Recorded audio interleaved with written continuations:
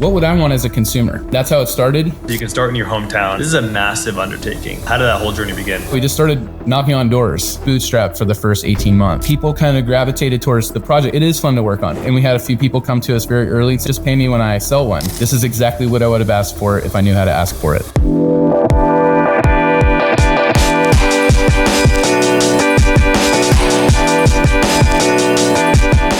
Welcome back to Built in America. We have Brendan Sweeney, who is the founder and CEO of Popmenu. Brendan, thanks for coming on the pod. My pleasure, Sam. Thanks for having me. Brendan, you built a really cool company called Popmenu. It started, I think, in Paris with a napkin note. I want you to walk the audience on what that note entailed and how this all started. Yes, sounds good.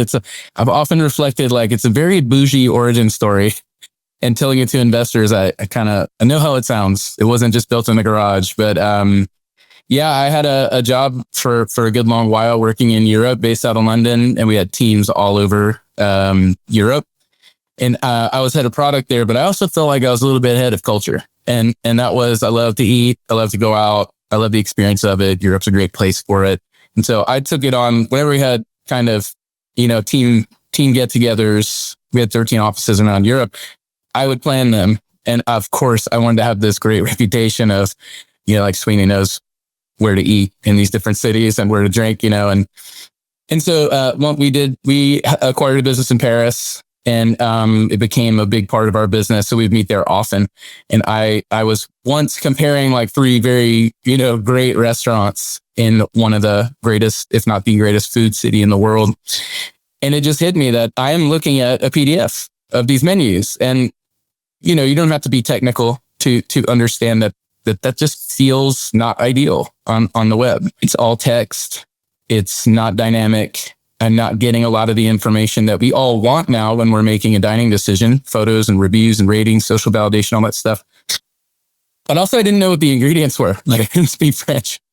And so a lot of that was just a reflection that, hey, I've seen this in my home in Atlanta. I've seen this all over the States.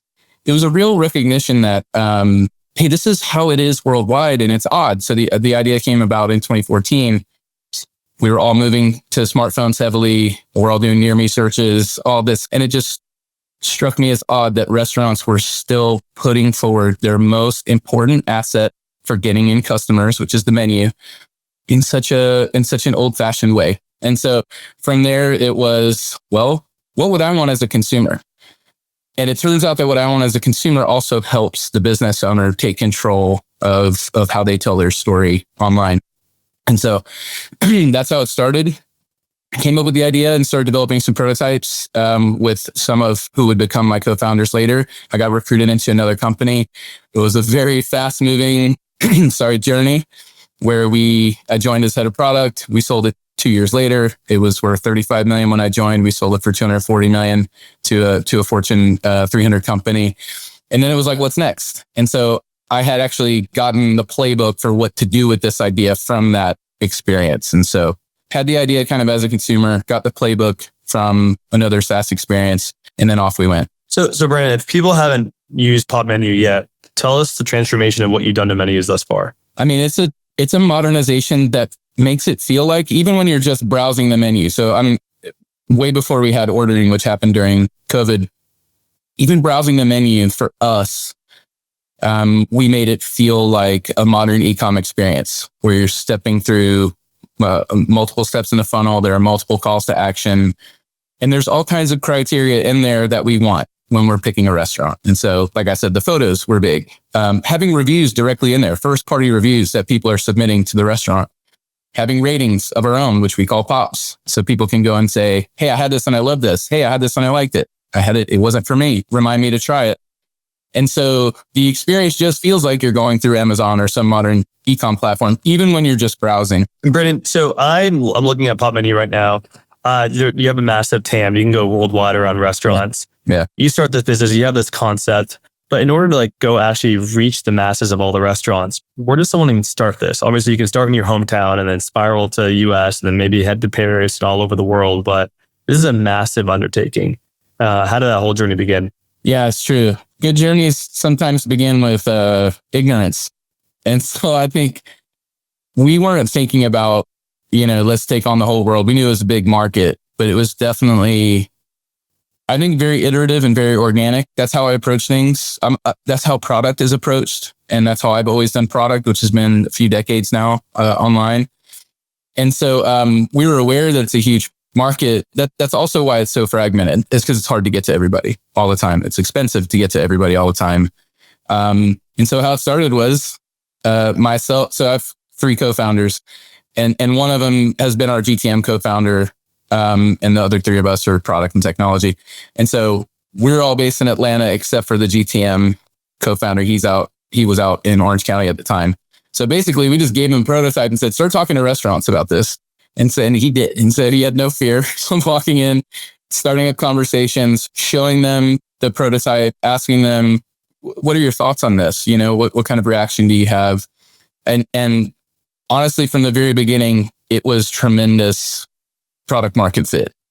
I had heard, and we've heard from restaurants so many times, some variation on this phrase. This is exactly what I would have asked for if I knew how to ask for it.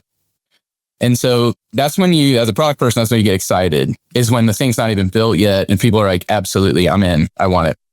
And so, yeah, we just started knocking on doors. And then we started to we bootstrapped for the first 18 months. So we didn't go raise much money and go hire a sales team, things like that.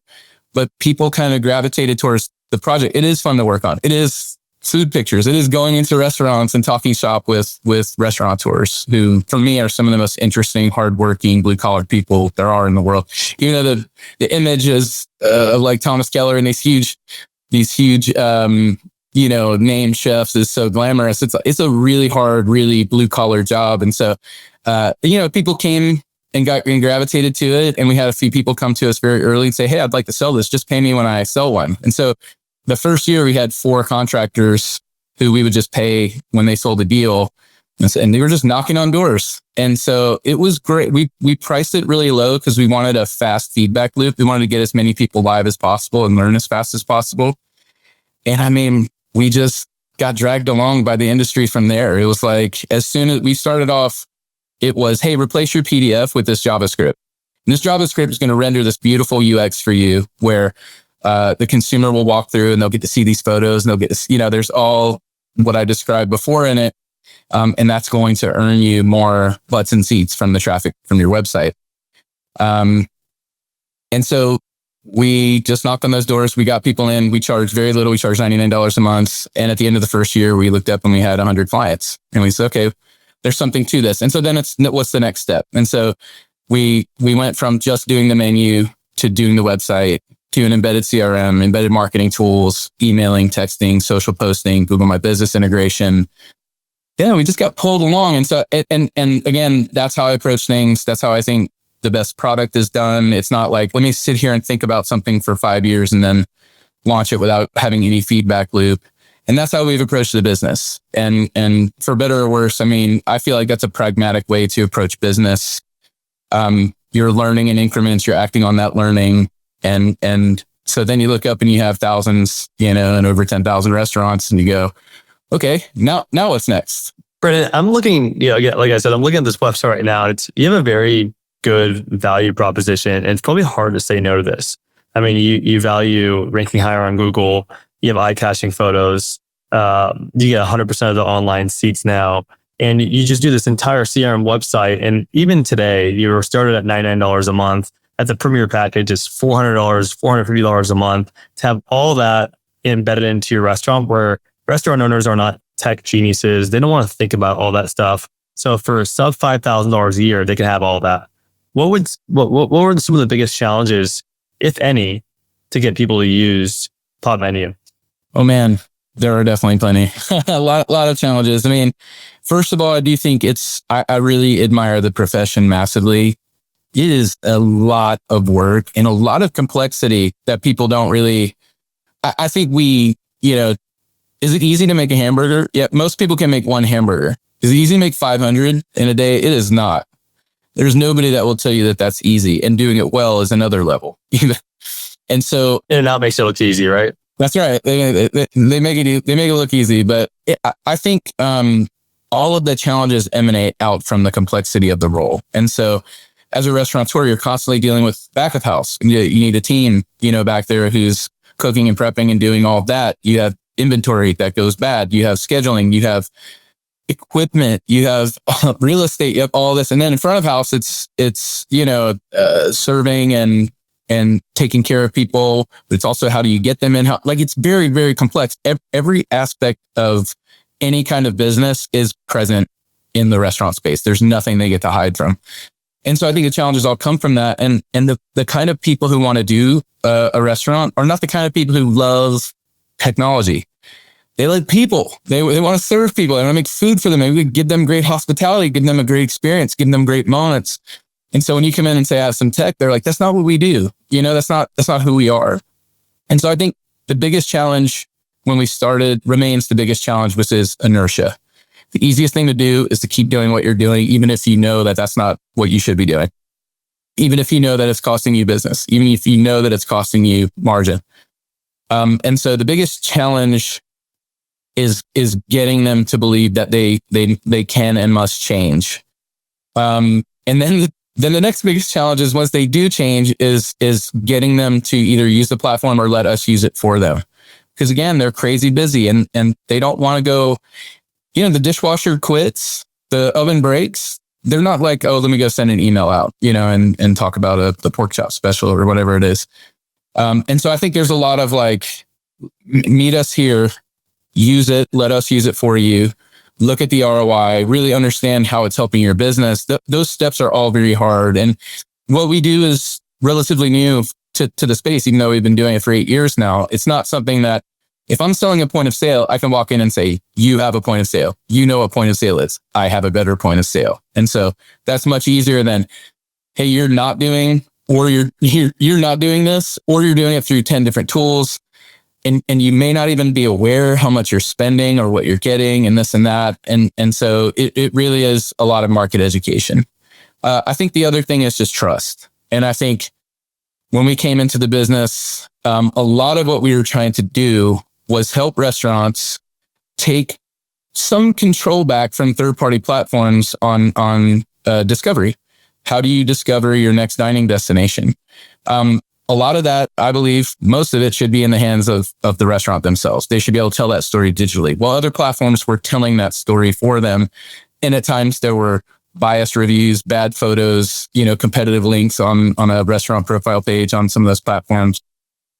And so I think getting them to trust you is a big part of the challenge too, because they've just been screwed over so many times by, technology or marketing people who take advantage of them being really busy.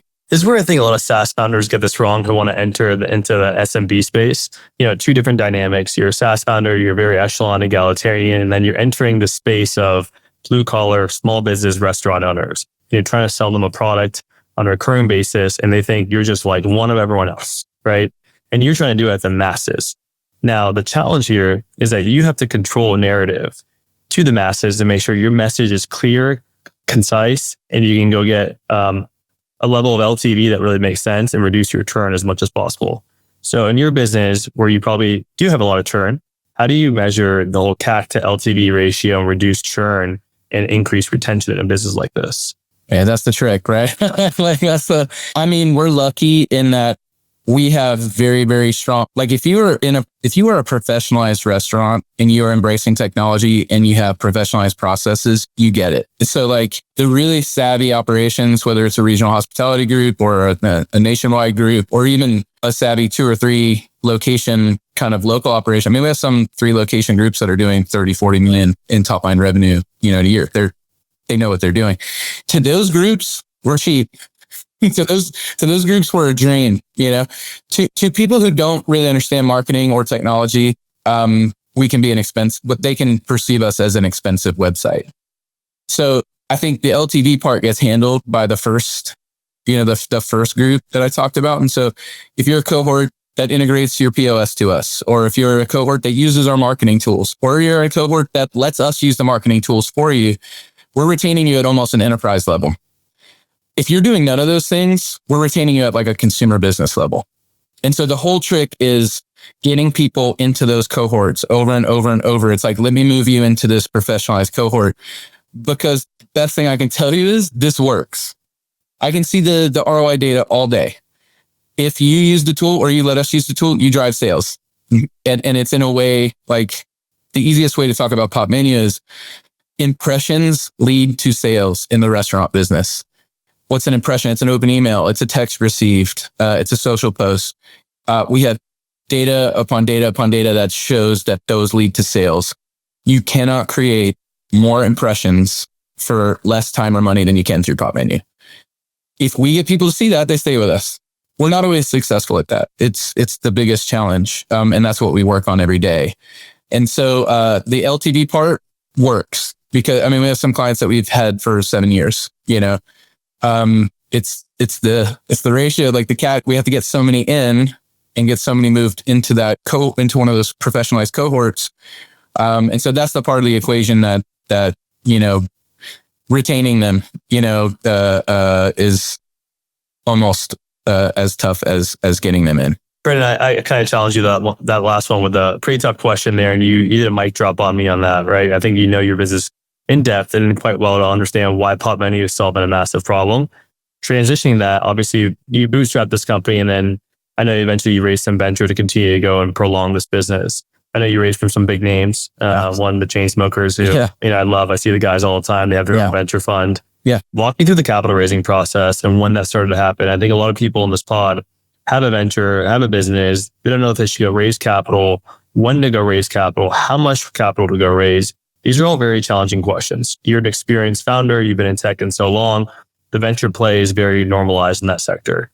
Give us that pipeline on how the whole capital raising function happened at Popmenu. Yeah, I mean, we were lucky that I had a good exit from my last company, and we could bootstrap to start. I mean, we all did it for sweat equity, and everyone who built the platform and did anything but sales, it was all sweat equity for the first year and a half. Yeah, I think the first thing about fundraising is you got to learn as much as you can about how VCs are incented, how investors are incented in general, and how they perceive, you know, businesses and founders. And I spent quite a bit of time, like I didn't want to walk into those meetings. I had a lot of experience with private equity, way less experience with venture. Can you explain the two for the audience too, of like your experience with PE versus VC before you dive into that? I think the very easiest way to talk about, I mean, PE is for established businesses, you know, that need to be optimized and can be optimized to a bigger outcome. VC is, I mean, it's changed a lot over the years as money went to all these funds and everything. I think it's coming back to what it was originally meant for, which is, hey, this is big swings at big opportunities. They don't, I do see a lot of people early on. I mean, we got priced on our first term sheet we ever got. We got priced kind of in a private equity way. It wasn't about the founders and the idea and the TAM and all that. It was like, well, what's your traction, and let's price that, which I disagreed with, you know, and we didn't go with that term sheet. So anyway, private equity, more established. Venture, it's just, hey, here's an idea that I love it described as like, it's not about what if it doesn't work. It's about what if it does. And so let's give it enough money that we can see if this idea has merit. And so when I started really engaging with early stage funds, I read as much as I could. I talked to as many people as I could. I think as a founder, your number one thing you want to start with is removing as much information asymmetry as you can before you start talking. So don't want to walk in and they have all the leverage. And so early on, you talk a lot about the TAM, a lot about the idea, the team, and why now. Those things, my first deck was so terrible. It was really a product deck, and I didn't know that. And a really good friend of mine she was working at a PE, and she said, I'll come do your pitch, you know, to me and one of our partners. And she's a friend lead, but this guy got pissed off at the presentation. He's like, what is this? You got like 50 slides. All you're talking about is the product. Like, go. It was really, really irritating, but it was really good feedback because then we walk around with a nine slide deck.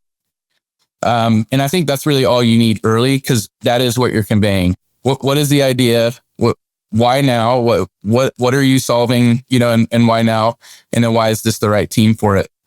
That's what you're trying to convey, because you just want to get money to explore the idea. So when I was doing all that, it was also, ended up being our seed round, which we got term sheets, and then I ended up running the round myself. I really don't suggest people do that. It totally took me out of the business for like 3 months. We retained control. We didn't give up any board seats. It was a really good round that ended up being a good exit for quite a few of our early investors later. And so a lot of it worked well, but it is a hell of a lot of work. And so I just think that was also in 2018, and the process and the mechanisms are just a lot more well known now to do an institutional raise. So and then I think you just keep going by milestones. Like, what do we need to get to the next thing? For some businesses, I mean, there's a lot of people now who just do a seed round, A round, and then they're done. And then they just look to keep building organically. I think that's great. I think what we thought was the further we went, we would build more product, and we would look for more, and we would go and get more customers. And we started to look out and say, you cannot do this business at scale without real capital. There's too many restaurants. It costs too much to get in front of them. You either, I don't really believe in go big or go home, but if you don't, it's very hard to have a small lifestyle business in the restaurant space. So it's so very long, because someone with a ton of capital is going to come and take that business from you. You get eat alive, no pun intended, huh? Yeah, I mean, really, you do. And I've seen it happen, and I mean, yeah. And we've been on the other side. Like, we acquired a business a while back that, look, they made some financial decisions at a time before people were really interested in investing big in the space. They got caught flat-footed when a lot of other people, including us, started raising capital, and it ended up like they had nowhere to go. And so we brought them on into the fold. And I think that happens, quite a bit as you start. I mean, just like we started and went organically and pragmatically, and it's like one foot in front of the other. And eventually you look up and you have to make a decision, and I'm envious of smaller spaces where you can be more focused and you don't have to kind of envision, large sales force, large GTM arm. I think all of those things come into play when you're deciding, what should I raise? How much of the business should I give up? How fast should I go in raising? Things like that. I think it's a very nuanced decision, and we've just done the best based on the dynamics of the industry that we faced. Hopefully that was useful. Felt like a lot of rambling, but that's also kind of how the journey was too. It's just like, well, what's next and what's needed. Brendan, it's funny. I've acquired a fair amount of companies myself. If you in this Main Street business world that I'm in, I'm more in the private equity space. And if you know the one stigma about buying businesses, there's one industry everyone says stay away from. It's the restaurant business, right? Because if you don't know what you don't know, you're gonna get eaten alive in that space. And you went out and raised, millions of dollars from venture, but in a tech platform that enhances these restaurants in a much more modern way. What was the one biggest takeaway from raising capital in this space that really swayed these investors to your favor? I think it had a lot. I think timing. And so I think there have been a lot of really good entrepreneurs that approach this. I mean, look, you can look around and go, the tech, especially when we started 8 years ago, it's like the tech, especially consumer facing, is so lagging behind anything else that's out there. And the market is massive. And so worldwide, there's so much opportunity. And so I do think, so my last space I worked in was real estate. We did SaaS for real estate. And there was this real stigma that realtors and real estate teams were very tech, phobic and not really comfortable with it. And as soon as I joined that business, I saw that was not true. Like it had already passed, and I think investors didn't know it yet. And so that's why that business took off like crazy and got bought really quickly. Like it was, I think, 5 years total, from founding to exit. And it was because the space had come to embrace tech and realize how important it was. We started we had a very modest seed round that I ran. We had a very modest A round. B round was starting to come up. That's where the chain smokers came in. I'm happy to talk about them a little bit too. And then the C round, it was 2021. I mean, Tiger Global led the round. They were doing a deal a day, every single day. And Salesforce was in it and a lot of others. And every one of our rounds has been oversubscribed. That's because of timing. And so we had a unique differentiated idea. We had good traction, but I don't think they would have been interested if Toast hadn't hit the way they had. And because that changed a lot of people's minds. A lot of investors I talked to either missed it.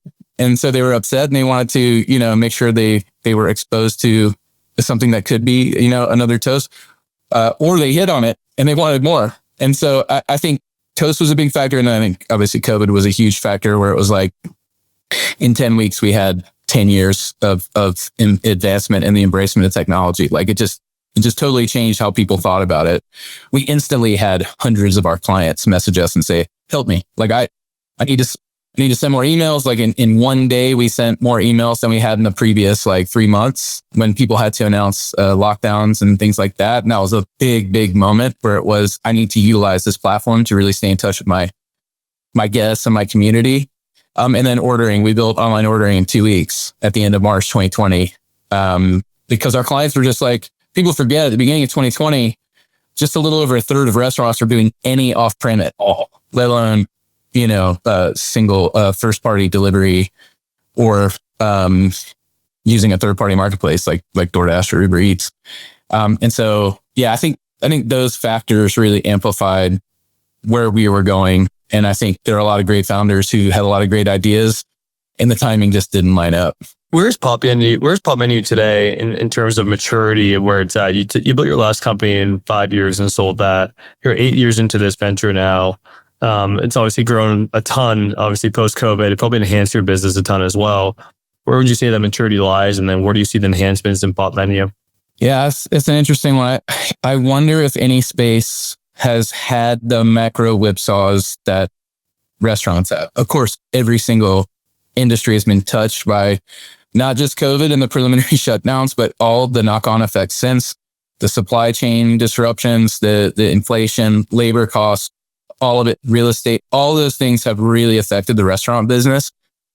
And so maturity is interesting in that we didn't just achieve product market fit and then it's over and then let's go. And we just sell it and sell it and sell it. It just keeps changing. Like, what do people need? What do they believe in? What do they want? What do they think is helpful?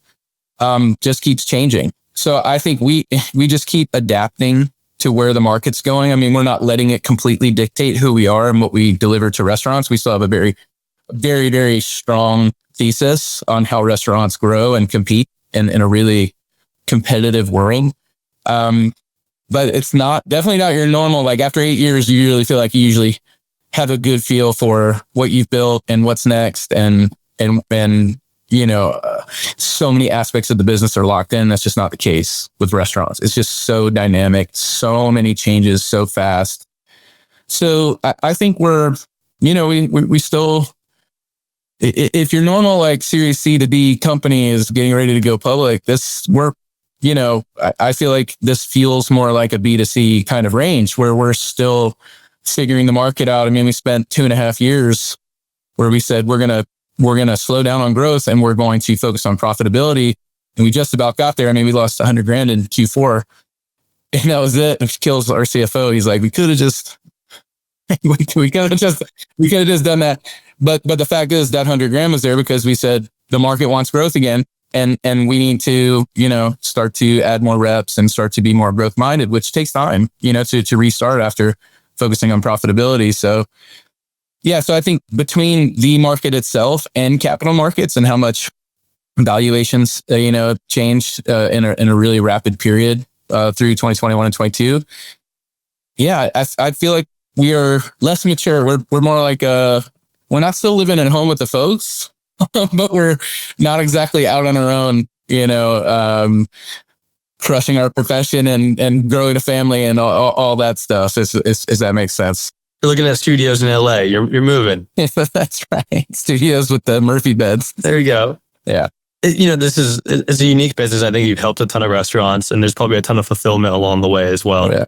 Right. The industry is chaotic from SaaS to restaurants. If you combine those two, the intersection of those two, you're the medium of that, right? Yes. What has been the most fulfilling part of this over the last 8 years of building Popmenu? I would say number one is I still kind of get emotional about it when COVID hit and we built online ordering in 2 weeks.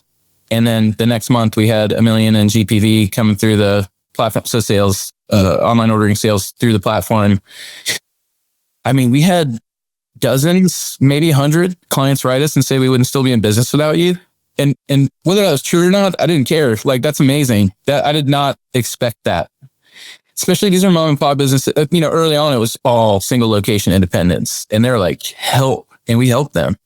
And so I think those notes, I mean, there are some that I still kept, from back then, because that's just, man, you're so lucky if that comes out of your business where Of course, not all customers feel that way. Of course, people leave us. Of course, sometimes, it doesn't work out. We fumble, they fumble, whatever.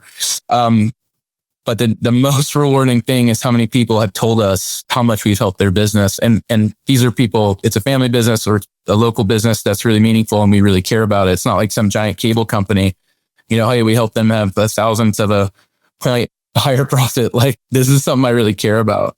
I think that, and I just think the experience has been so much more rich than I ever expected. Like, there's so much learning and so many, like, all of the four co-founders. I mean, a lot of the people who were with us the first 2 years are still with us. I think all of them would say, wow, the growth and learning and overcoming challenges has been way, way, way more rewarding than I ever would have expected. I want to zoom out for a second. And you mentioned you have four co-founders. Usually in a lot of partnerships, it's usually a yin and yang, a two-person party. You have four. If I were to just look at that from the optics, I'm about to invest in your company. The first question I would ask is, how do you four always agree on something and ensure that you're going to have stability moving forward, right? Because four is not an easy yes sometimes, right? Three is hard enough. If I were to pinpoint that a little bit, Brendan, like how did you guys come together, and then how do you guys agree on large investment decisions, large operational decisions? Because sometimes I'm sure there's one oddball out right there that doesn't agree with the overall philosophy of what you guys are doing. How do you guys overcome that? Great question. I mean, for me, one is the craziest number for a co-founder or for a founder. But I can't imagine doing it on my own. I'm just not that kind of person. I've always been about collaboration, about team, So the truth is, it's not that we all always agree. We definitely don't have groupthink. I think we're very good at being objective, and so we're all evaluating facts, and it's way less about ego or anything like that. And the truth is, it's not, it's not like, how do we stay in agreement as four co-founders? It's really, that's why we became co-founders, is because we saw things the same way. We really respected each other. We really enjoyed working with each other. We had a good time together. And so I think that has just played forward, and we do stuff based on objective facts, and that removes opinions and it removes weirdness. I think a lot of times you can just get weird and say, I've never come in and said, we're building this product. I know no one sees it. There's no data behind it, but I'm the CEO, so we're going to build it. Like, it's never happened. It's always, we're all looking at the same set of data. And so you're generally, if you're objective, you're going to come to similar conclusions. So I just think I couldn't imagine if that having started a business without people that I respect so much, that I care about, that I enjoy working with, and everything good comes, from that, and agreement comes from that. Yeah, they say if you want to go fast, go alone. If you want to go far, go with a group of people, right? I love that. I think about that for our product. I'm like, you can go fast with, 1, 2, or 3 features and very, very narrowly targeting, 1, 2, or 3 segments in the industry. For better or worse, that's not exactly what we've done. We've tried to build as much as possible for as many as possible. And you go slower with that. But I think it's a more holistic going forward than if you go really fast, just focusing on one small cohort with one small product, you're going to come to the challenge anyway, where it's like, okay, how do I feed everybody with this one product? It costs a lot to go to market. On and on. It's like, we have so much we can bring to the table. And like, if you took all of our subscription products for one location, it's 20,000 USD. And it's like that is a more, that is the kind of business I want to be in, versus one where it's like, I've got to sell thousands and thousands of 199s. For sure. I'm sure that's obvious math, but it's also like, the philosophy on product is like, it might be a little bit slower because we're doing this holistically. I mean, we've invested a ton in R&D, definitely more than 80 million in the last 4.5 years.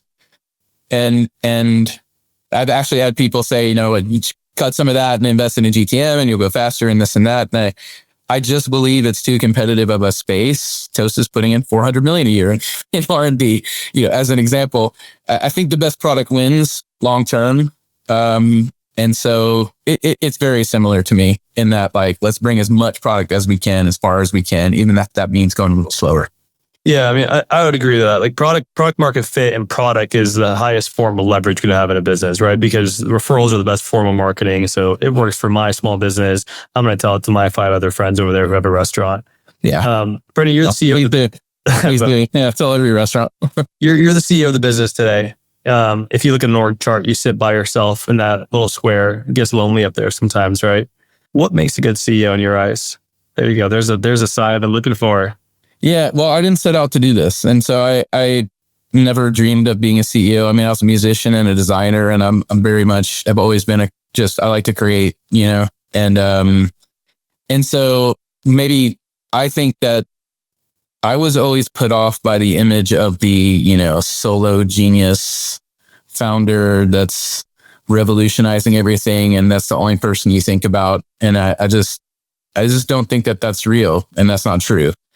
And I think that drives a lot of people away. I definitely thought for a long time, well, I'm not that person. I'm not going to get up on stage and just feel like I made this thing, look at what a genius I am, whatever. And even with early on, there were some people who would say, oh, this idea is amazing. How'd you think of this and this and that? I'm like, we did, So anyway, of course, long answer to a short question. I think not wanting to be is part of what makes for a good CEO. The ones that I love, they're not doing it because it's like they have to have the title, they have to have the money, they have to have the people telling them they're great, all that stuff. I think a holistic vision. I've always said, like, my job is to make the value of this company the highest it can be, while balancing the team, the customers, and the investors. And I could never do something that would screw any one of those groups in favor of another. And so for me, the best CEOs are looking at things holistically like that. But I also understand why there are a lot of CEOs that are not like that. And I understand why there are a lot that are, I wish I could better compartmentalize a lot of stuff. I understand the emotionless ones who can make decisions on people in a heartbeat, not just people, like hundreds or thousands of people. It's like, cut this group or change this thing, whatever. I understand the need for that. It's not me. And so I don't think I could be that kind of CEO, but I think even then it pays to be way more holistic and to look at the whole picture. I think it's a really complicated job. I think and I think there are a lot of people out there who are like, CEOs are overpaid, and probably true in the public markets, but it's also like, yeah, you have to be right more often than you're wrong, or the job's gone. And so, anyway, some thoughts on that. I really resonate with what you said. You have to look at it from a holistic approach. And sometimes you have to be somewhat unpopular at your company to make the right decisions. And that's not an easy task, because you have co-founders, you have board members, you got the employee who's number 500 that you've met and you've grabbed lunch with him. He's a good guy, and he might not be the right fit.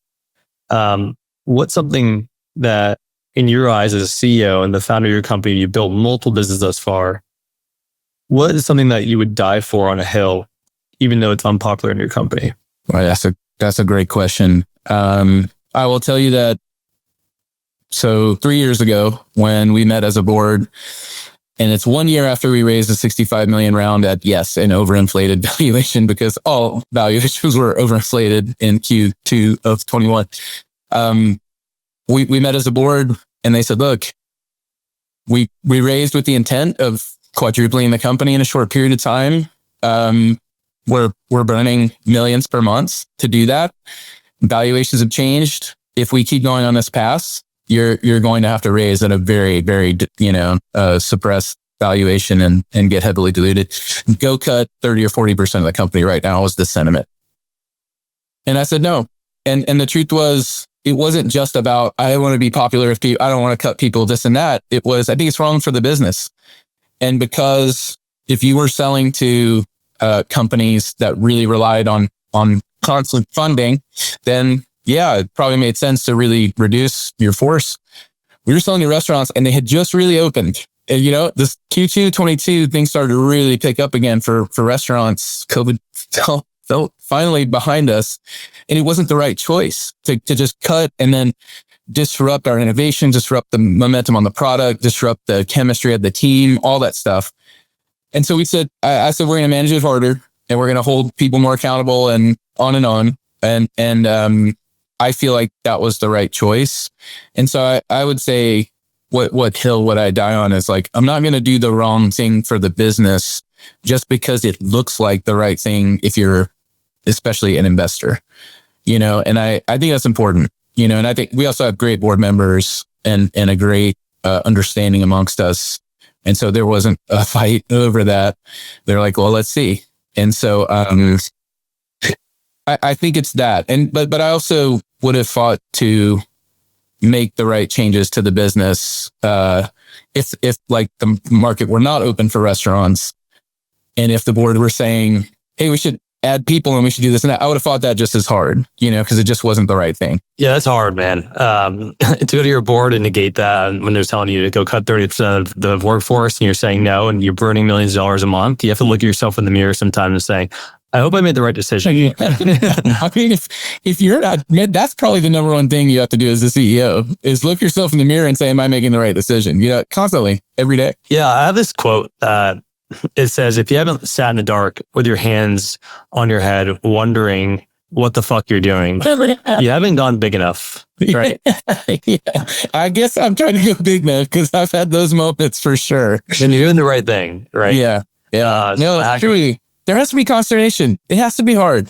There has to be tension. I love, like, one thing every quarter when we're setting goals, which become a bigger part of our comp now, is I love putting skin in the game. First of all, everyone's an owner. I think that's super, super important. Every single person at Popmenu has equity. It always has from the start. When we're setting goals, there is a real tension there, and there always should be. And it should be what's really realistic to deliver and what funds the bonus. Like, it can't be, hey, that was realistic to deliver and it didn't pay for the bonus, And so I think that tension is really important. And if you're not tense in your goal setting, you are either not putting enough stretch in or you're not caring about funding, the goal. I love that. Yeah, that's always, I'm having those conversations with my employees right now, doing bonus structures. I highly resonate with that. Setting goals is one of the hardest. We're crowdsourcing it a little bit to the leaders this time, because as we've been setting them, we've been just generating more and more data to work from. And now it's like they have a really good feel for, what does the business need to do? What can fund the stretch? And so I'm going to get the first kind of blush from them next time instead of me and the finance team working that up. There you go. Brandon, as we get ready to wrap up the podcast, I'd like to do a series of just rapid fire questions at the end. First thing that comes to mind, just go for it. Ready? Money is not an issue. What company are you buying today? Oh, like within my space or just anything? Probably gotta do something in AI, I guess. Man, that's a good question. Let's come back to that one at the end. I want to think about that a little bit. What is one tool or resource you cannot live without? I hate to say it, but Slack. Like, Slack is our office. It's been, and I'm over like virtual tools. I'm so tired of Zooms and all that stuff. I love being with people, but man, Slack is just indispensable for us. When it goes down, it's really tough. That's fair. I like it too. Who's the best person you've ever interacted with in the business setting? In a business setting, I think one of the surprising things for me is like how many really good and actually really great people there are out there in business land. So I love our lead investor, Base 10, and I love Reggie Dalaku, who's on our board. But the gentleman who started the fund, Ade, he is a great guy. I've really, really enjoyed even tough conversations with him. It's just obvious he was a really strong operator. He's a really strong investor. He's got a great feel for people. And we've had some great personal talks and personal calls too. I really appreciate him. I like that.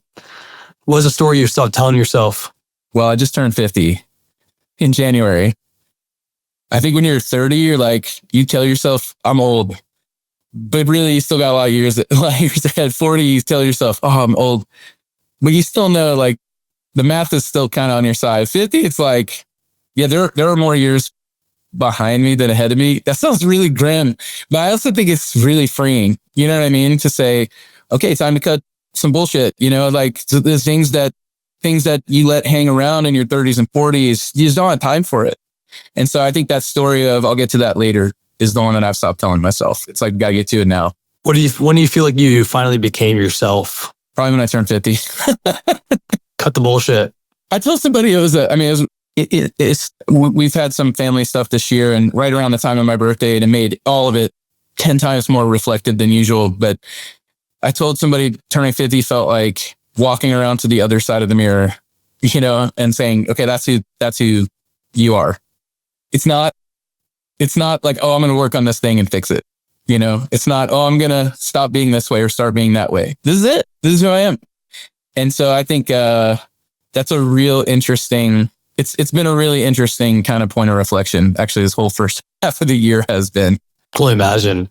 As an entrepreneur, you're building a massive company. You've already built massive companies. There's this work-life balance. There's this happiness balance. You have a wife you have to go attend to, a family to live up to. How do you balance happiness while building a behemoth? I mean, I think for people who really want to do this has to be a big part of your happiness. Is feeling fulfilled from the work. I'm lucky. I've had a little bit different journey in that I had a very corporate life for like the first 15 years of my career. And it was really stable, and it was really like I learned a lot. I got to travel the world. And I got to be my kids' baseball coach. I got to cook dinner for them. And so I had a really good work-life balance for a long time. But then what was left was I knew I could do more personally, and I knew I had to.